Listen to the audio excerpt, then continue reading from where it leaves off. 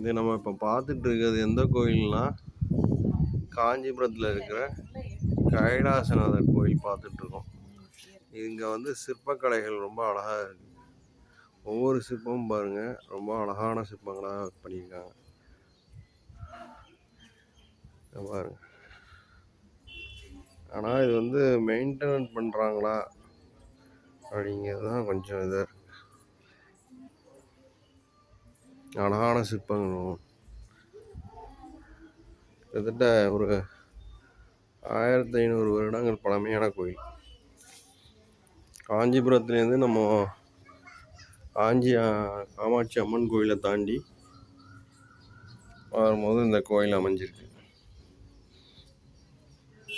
கலைநுட்பமும் கலைநயமும் இங்கே நம்மளுடைய அந்த காலத்தில் உள்ள சிற்பர்களுடைய இதை காமிக்கும்.